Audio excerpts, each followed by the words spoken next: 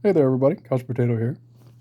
Doing what I do best, sitting on my butt and reading stuff, as they say. I don't know. Maybe nobody really says that. But anyway, in the news, there was, this last Friday, if I remember correctly here, a raid done by ICE or the HSI, which stands for Homeland Security Investigations, I'm pretty sure. Anyway, they, in full battle gear, they looked like soldiers. They looked like soldiers in Afghanistan or, anywhere we send our troops. They had the full masks, the balaclavas, they had guns and flak jackets and just, the whole thing.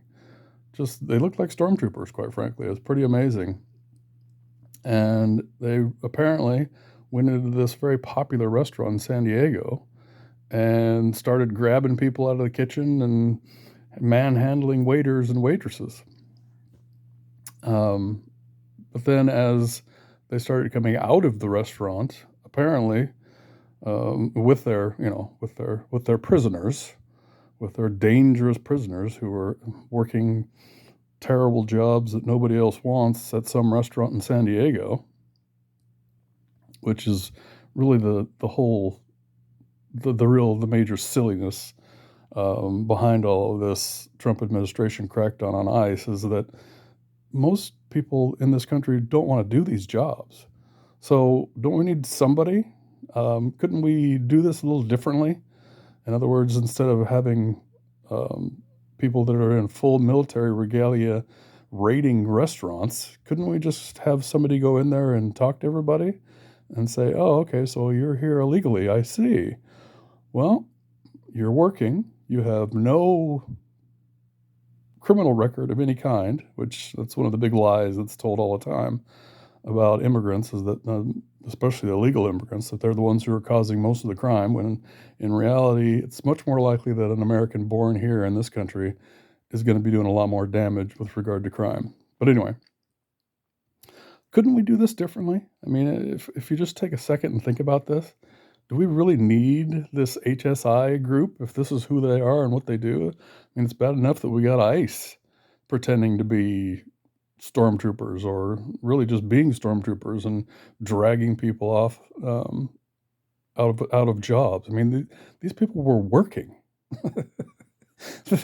They weren't just hanging out on the street corner looking for somebody to attack or rob. Or I don't understand. This is very bizarre if you take a second and just think about it.